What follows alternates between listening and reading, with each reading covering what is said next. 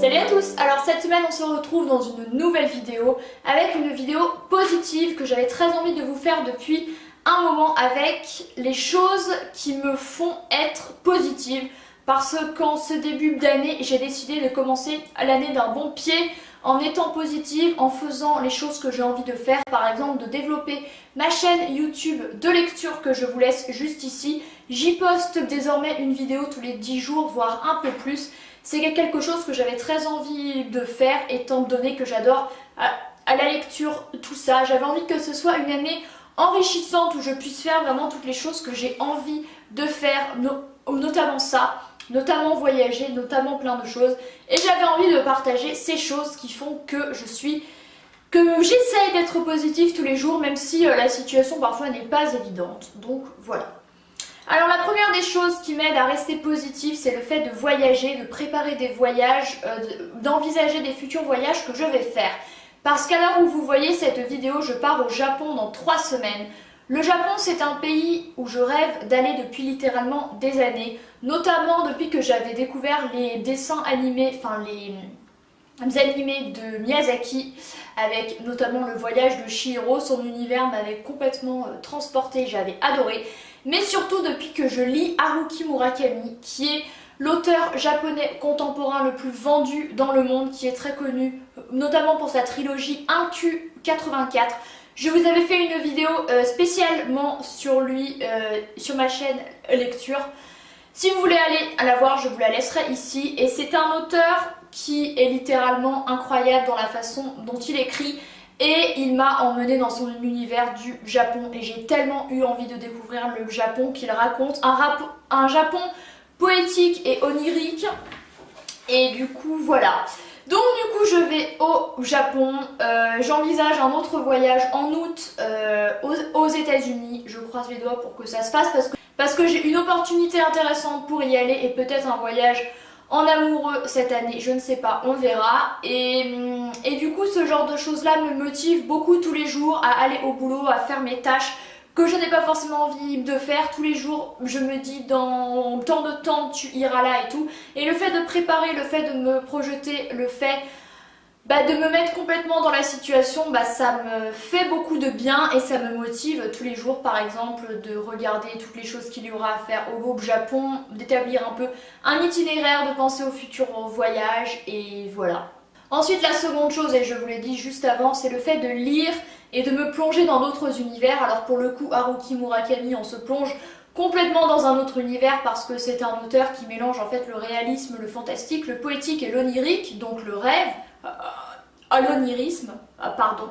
Du coup ça donne des romans absolument incroyables, j'adore me plonger dans ce genre d'ambiance. J'adore en ce moment Daphné du Maurier qui est une auteure du XXe siècle que j'adore.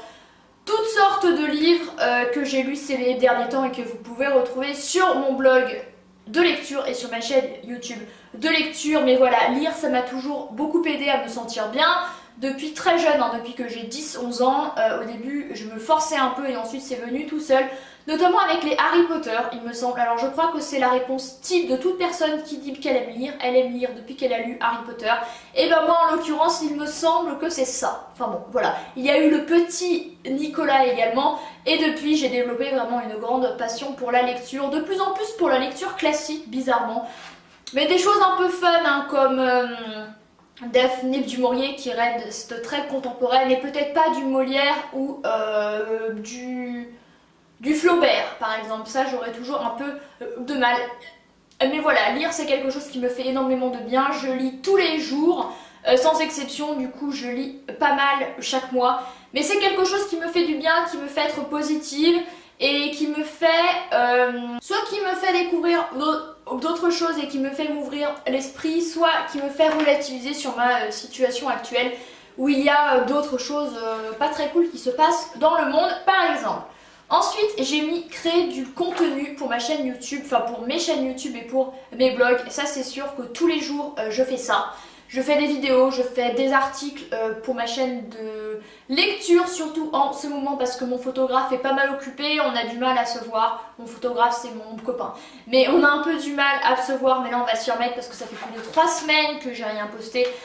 sur mon blog principal. Mais voilà, créer du contenu, ça m'enthousiasme beaucoup, même si je n'ai pas beaucoup d'abonnés, que j'ai une petite communauté. Bien sûr, j'aimerais que ça grandisse, hein, c'est évident, mais je travaille toujours autant pour que ça marche, pour que ça se diffuse de plus en plus et surtout pour partager un maximum de monde que ça intéresse. Notamment ma chaîne de lecture qui grandit un petit peu de plus en plus, ça me fait hyper plaisir. Parce que je me dis qu'il n'y a pas que les titres putaclic et les vidéos totalement de merde sur YouTube qui sont vues et qu'il y a des vraies personnes physiques qui s'intéressent par exemple à la lecture ou à des vidéos expériences que je peux proposer sur cette chaîne-là. Et ça, j'adore juste faire ça, quoi. Si je pouvais faire ça toute la journée, franchement, je le fais et c'est ce que je fais une partie de mes journées en ce moment quand c'est calme au travail. Voilà. Ensuite, j'ai mis en quatrième, mais ça regroupe du coup un petit peu tout ce que je vous ai dit et ce que je vais vous dire. C'est m'entourer de bonnes ondes et essayer d'éviter les personnes un petit peu négatives, les choses qui me plombent. Par exemple, en ce moment, je n'ai pas trop envie de lire de thrillers, de choses un peu morbides, plombantes. J'écoute des podcasts qui me font du bien. J'écoute énormément La Poudre. C'est une émission que j'ai découverte sur Deezer, animée par Lorraine Bastide. Je l'avais découverte en octobre et je vous la conseille vivement. Elle invite uniquement des femmes que ce soit politiques, actrices, chanteuses, des femmes d'influence, pour parler de leur féminité, pour parler d'elles, de leur parcours, mais surtout de leur vie de femme et leur vie perso. C'est hyper intéressant. Ça me fait beaucoup de bien. Par exemple, également la chaîne YouTube de Natasha Burns, qui sont magnifiques. Cette fille a une aura de malade. Elle me fait du bien, elle a une voix douce, elle est reposante. Par exemple, le compte Insta de Safia ou ses podcasts, le blog de Victoria de Mango and Salt, tout ça sont des espaces sur lesquels je me rends quasiment tous les jours, que j'ai besoin d'écouter, d'aller voir, d'aller m'imprégner et ça me fait beaucoup de bien. Et bien sûr être entourée humainement avec des amis, de bonnes ondes et de choses que j'aime. Par exemple ici j'ai mes livres, ici j'ai une très belle affiche du Japon. Voilà, de choses qui me font du bien et ça marche plutôt pas mal. Et ça aide à me faire me sentir mieux quand ça va pas trop dans mon travail, dans ma vie perso. Voilà. Ensuite en cinquième position j'ai mis les séries et les films. Bah oui, on ne se refait pas, j'adore les séries et les films. En ce moment j'adore, alors ce n'est pas forcément Good Vibes parce que j'adore cette série, c'est Dirty John. Il y a Queer Eye également. Qui est une émission qui regroupe 5 hommes gays américains qui relookent des personnes, mais pas uniquement sur le physique, qui l'aident à avancer dans sa vie à lui, qui l'aident dans sa façon de cuisiner, dans sa façon de se comporter et qui l'aident dans le psychologique et c'est hyper intéressant. Ils sont hyper émouvants, hyper doués et il y a notamment un épisode quand ils relookent une femme afro-américaine qui est hyper émouvant et franchement cette série fait du bien. J'ai adoré également la série de Marie Kondo qui m'a fait beaucoup de bien aussi et la série Instant Hotel et tout ça ce sont des séries, des choses qui sont vraiment cool. Et récemment j'ai vu un film hyper cool avec Rebel Wilson sur Netflix qui s'appelle Isn't It Romantic. En fait c'est l'histoire d'une femme qui ne croit pas du tout en l'amour et qui va se retrouver plongée dans une comédie romantique, littéralement. En plus ça se passe à New York. Il y a Rebel Wilson que j'aime trop, il y avait des acteurs que j'aimais trop. Si on fait au moins une fois par jour quelque chose que l'on aime, ça va tout de suite mieux pour qu'on se sente bien. Ensuite, la sixième et avant-dernière chose que j'ai mise en ce moment, comme je vous l'ai dit, je vais bientôt partir au Japon et du coup je me suis mise à l'apprentissage du japonais. Parce que j'aime m'imprégner de l'ambiance d'un pays lorsque j'y vais, enfin en amont du moment où j'y vais. Déjà je trouve que c'est un bon exercice. Ensuite c'est un challenge. Ensuite j'ai toujours voulu apprendre le japonais et de 4 je trouve que ça se fait quand on va dans le pays. De parler un minimum à la langue, pas comme la majorité des Français qui vont dans tous les pays du monde qui parlent français, comme si tout le monde allait parler français. Enfin, moi ça m'exaspère.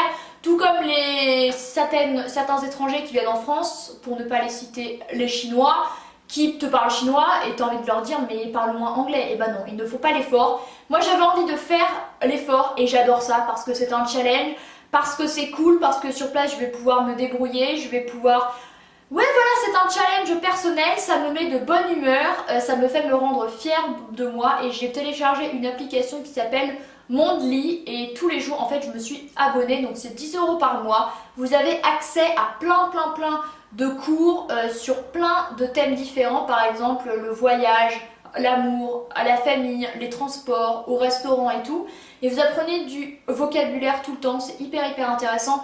Chaque jour, vous avez une leçon quotidienne sur un sujet en particulier.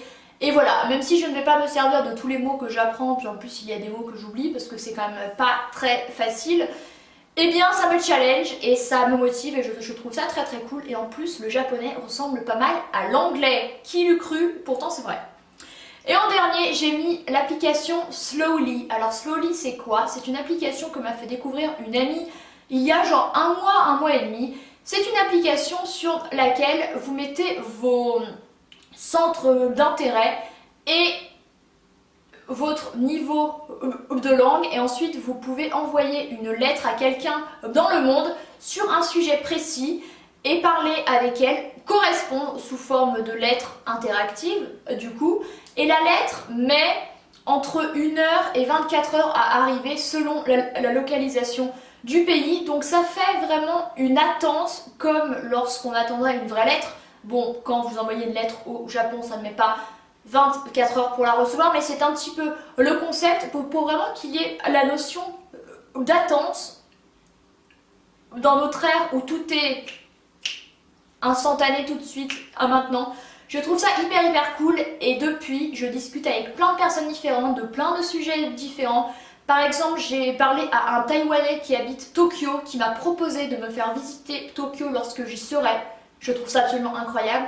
Le mec, je lui ai envoyé une quinzaine de lignes et dès sa première lettre, il me proposait de me faire visiter. J'ai trouvé ça absolument incroyable au niveau rapport humain. J'ai parlé pas mal de politique de la France, des États-Unis avec une américaine. J'ai parlé d'études avec une colombienne. J'ai parlé de l'Inde, du fait, de mon opinion sur l'Inde et du fait que ça se développe. Et voilà, avec un Indien, c'est absolument génial. On parle de tout, on parle uniquement en anglais. Vous pouvez décider si vous voulez parler en français, en anglais ou dans les langues que vous maîtrisez. Personnellement, c'est uniquement de l'anglais et c'est juste super cool, ça fait trop du bien. On découvre des personnes avec lesquelles on parle de vrais sujets, par exemple de leur pays ou d'une autre. De sujets du coup directement avec des locaux, par exemple, on parle de l'Inde avec un véritable Indien et pas avec un touriste anglais qui serait allé en Inde et qui nous donne son avis, donc c'est un avis hyper objectif. Et je trouve ça trop bien et ça me rend de très bonne humeur et voilà. Ah bon, et bah écoutez, je crois que j'ai fait le tour des choses qui me motivent et qui me rendent positive dans la vie de tous les jours. Même si voilà, je ne fais pas le travail que je souhaiterais, même si j'aimerais voyager plus, même si tout ça, j'essaye de me focaliser sur des choses qui me font du bien, sinon on se tire une balle quoi, j'ai envie de vous dire, et ce n'est pas le but. J'ai envie d'être quelqu'un qui a des projets pour me faire grandir, pour m'élever spirituellement, m'intéresser de plus en plus à plein de sujets, changer, évoluer, mûrir. Et ça, je pense que ce sont des choses qui en font partie. Voilà, n'hésitez pas à mettre un pouce en l'air à cette vidéo, j'espère franchement qu'elle vous a plu. Et n'hésitez pas à me dire en commentaire quelles sont les choses qui vous rendent positif, si vous arrivez à être positif en pensant à des choses qui vous font du bien, ou si les tracas de la vie ou vos problèmes perso ou pro empiètent complètement et vous n'arrivez pas à faire la part des choses, parce que franchement ce n'est pas évident et je ne vous en voudrais pas. Si c'est le cas, n'hésitez pas également à activer la petite cloche dans les notifications pour être averti à chaque fois que je sors une vidéo, qui sont tous les dimanches à 18 h. Moi je vous remercie d'avoir regardé cette vidéo et je vous dis à la semaine prochaine. Bye!